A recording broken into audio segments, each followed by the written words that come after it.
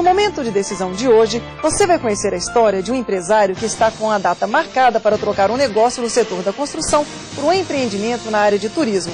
Ao lado da paixão pelos desafios de administrar uma empresa, está a vontade de atuar nos bastidores do mercado brasileiro. Continue com a gente e conheça essa história de sucesso. O momento de decisão começa agora.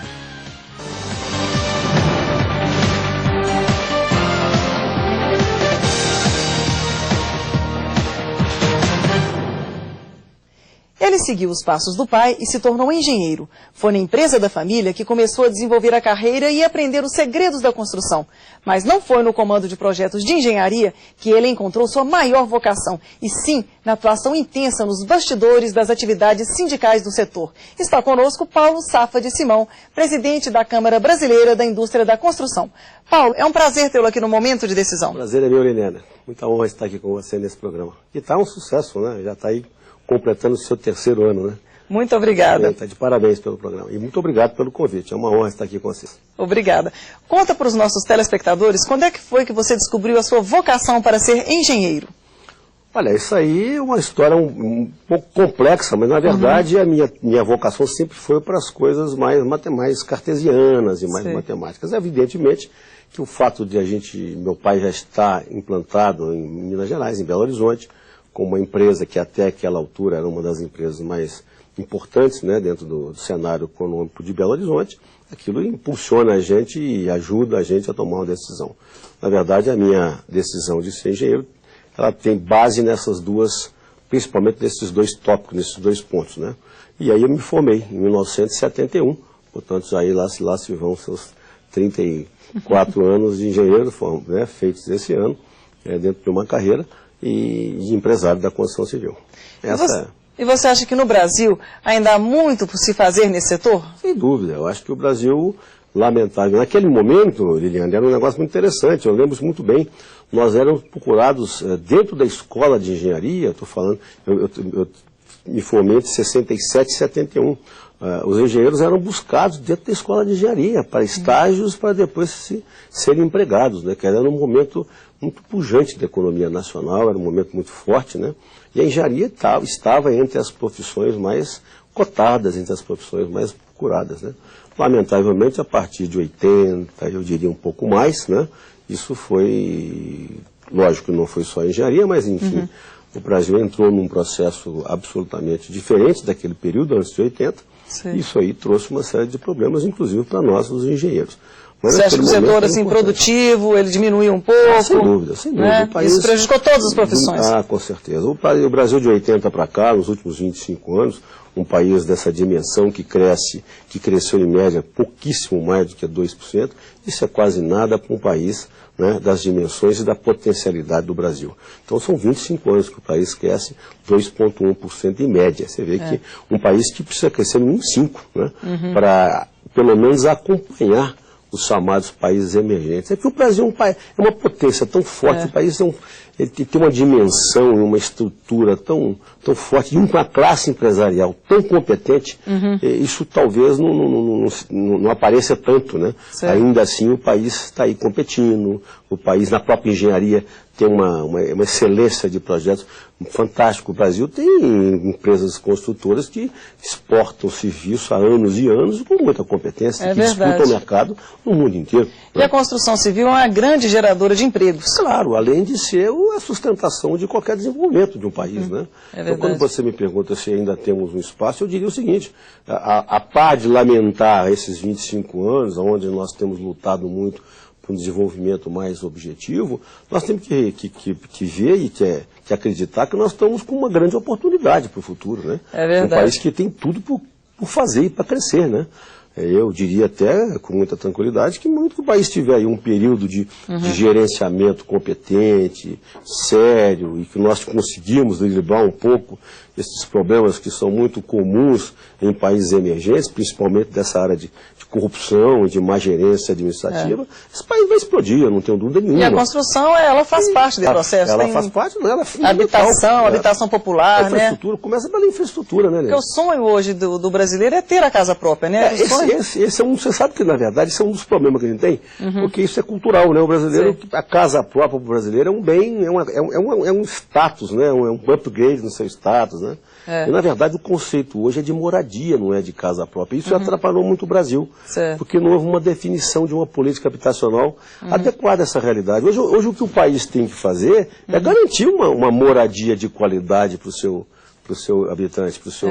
Né? Não é garantir a casa própria, que é mais difícil. Muitas vezes a pessoa não pode comprar uma casa própria, mas pode ter acesso a uma moradia com dignidade. Isso é o que já está acontecendo. Os programas novos já contemplam, né, a moradia por arrendamento. Então o indivíduo ele arrenda uma moradia por 15 anos. Então, em vez de ele pagar uma prestação de R$300, ele paga um arrendamento de R$80. Já pode morar, casas com a mesma dignidade. Enfim, esse conceito está mudando. A pessoa tem que ter assim, uma dignidade de vida, né, em todos os sentidos, né? Tem que ter uma casa onde ele tem conforto, tem saneamento, onde ele está inserido, né, na sociedade. Esse é o conceito novo, né, que tem sendo desenvolvido no mundo inteiro. Nós já começamos a pensar assim.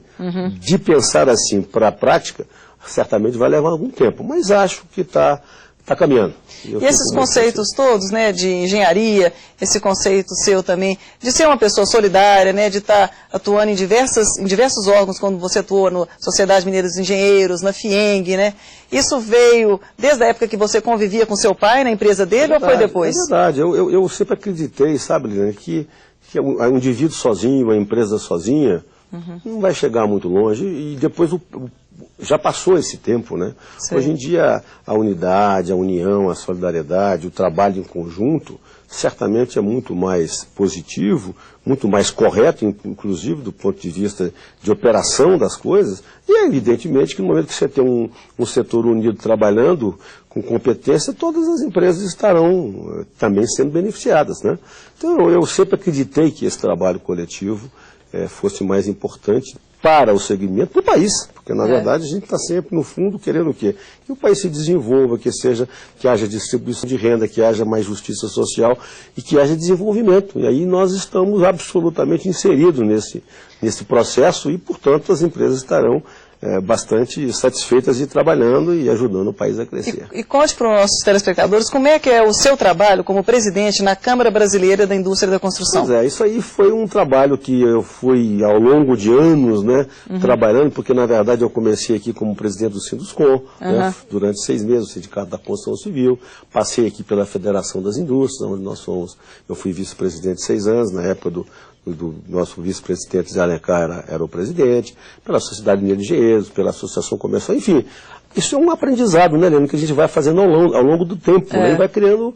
É uma construção, né, Paulo? É construindo uma vida. Como bom engenheiro, isso é uma construção. E, curiosamente, a Câmara Brasileira da Construção eu frequento desde 1975. Olha que coisa interessante. Quando eu decidi aqui em Minas Gerais, optei pela habitação de interesse social. Naquela época o BNH estava pujante, nós tínhamos muito projeto na área de cooperativas, e a nossa empresa se preparou muito para esse tipo de saber. E fizemos realmente várias milhares de unidades nessa área. Então eu fui buscar na Câmara Brasileira, que era o órgão, já era naquela altura um órgão nacional que tinha uma atuação muito positiva, buscar lá meus ensinamentos e a proximidade maior, né, com as decisões, onde se decide, que é Brasília, onde é federal. E aí acabou eu me inserindo muito na Câmara e acabei agora, fui eleito lá pelos companheiros presidentes já por 2 anos e meio, já estou no meu 2º mandato, que foi renovado agora por mais 3 anos. Ai, que coisa boa, parabéns. Até 2008 nós estamos lá trabalhando. E é uma atividade que me agrada demais, porque a Câmara é a representação política da indústria da construção e do mercado imobiliário no Brasil inteiro. Entendi. Nós estamos nos 26 estados, mais Brasília, e temos aí 62 entidades empresariais filiadas, representando todos os segmentos da indústria da construção, né? Desde a construção imobiliária, da construção pesada, né? Enfim, todos os segmentos de construção de infraestrutura estão lá dentro da CEBIC, que hoje ela representa politicamente e muito fortemente esse grupo. E cada vez, e eu fico feliz por isso, cada vez crescendo mais. E nós agora já iniciamos um 2º projeto, já é uma coisa bem mais ambiciosa, é de reunir o grupo do macro setor da construção civil, que vai muito além da indústria da construção, que você engloba os fornecedores, engloba os financiadores, você engloba as lojas de material, os vendedores, enfim, é toda a cadeia produtiva da indústria da construção e do mercado imobiliário, que já representou, Liliane, mais de 20% do PIB nacional. Isso é mais de 1/5 de tudo que se produz no país. É verdade. E, infelizmente, nós até hoje não conseguimos traduzir isso. Quando eu falo da unidade, eu vejo muito isso. Imagine se esse segmento estivesse de fato unido, forte, né, e trabalhando em conjunto. Olha, 1/5 de tudo que se produz no Brasil é uma coisa bastante expressiva. É muito significativo, né? Para facilitar as coisas, para montar projetos, enfim, tudo aquilo que a gente tem muita dificuldade de avançar, certamente seria menos difícil se nós estivéssemos trabalhando unidos. Eu diria que hoje nós já estamos unidos demais na indústria da construção e estamos partindo para a união do macro setor com uma possibilidade de acerto muito grande. Certo. E esse trabalho nós temos aí a alegria de estar junto com os fornecedores de materiais de construção e com os agentes financeiros, organizando esse trabalho que já começou. Nós temos 2 objetivos inicialmente, só para a gente arrematar essa parte. Um é construir um projeto para o próximo governo. Sei. Nós estamos muito envolvidos nisso, nós temos já desenvolvido um projeto do Constru Business, que já está pronto esse trabalho, é uma primeira tentativa, um primeiro modelo de desenvolvimento em conjunto, né, do setor. Certo. E o segundo projeto, que eu reputo da maior importância, é discutir com profundidade a questão da inovação tecnológica, que no nosso setor ainda está um pouco defasado, eu diria que no mínimo da necessidade de se avançar nessa área, porque essa é a modernidade, esse é o futuro do mundo. Portanto, o setor da construção no Brasil não pode mais abrir mão de avançar nessa área. Então, são 2 projetos que eu acho que são capazes de unir o setor, macro setor, e daí a gente avançar nesse programa. E você, Paulo, acredita muito no crescimento do turismo.